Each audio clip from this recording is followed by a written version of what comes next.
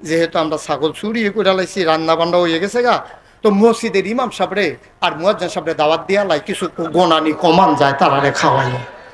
এই গোনা কমানের নিয়তে ইমাম সাহেবরে আর মুয়াজ্জিন সাহেবরে গিয়া কইছে, হুজুর আমরা করে একটা ডাইল ভাত খাইবেন খাসির গোস্ত দিয়ে। হুজুরে কই কবে ধরে গরু খাই খাসি খাই না। মুয়াজ্জিনরে লইয়া গিয়া খাইতে বসে, সুন্দর করে সালাদ মালাদ দিছে, খাইয়া টাইয়া সেরা করে রান্না সিনারা হুজুর করে সাবাইয়া সাবাই খাসিটা মাসাল্লাহ কুচকুচ্ছা পড়ছে।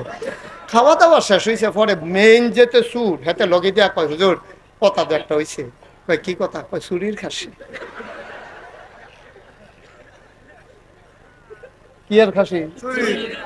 হুজুর কাছে বেয়াদব, তাহলে আমি জমা মসজিদের ইমাম না? আমার দিয়ে তোরা খাসি খাওয়াইছ চুরির খাসি? হ্যাঁ, আমি কেমনে আল্লাহর কাছে মুখ দেখাইতাম? মানুষেও যদি শুনে আমার ইমামতি থাকবো আমার? তোরা এটা কি কাম করছ?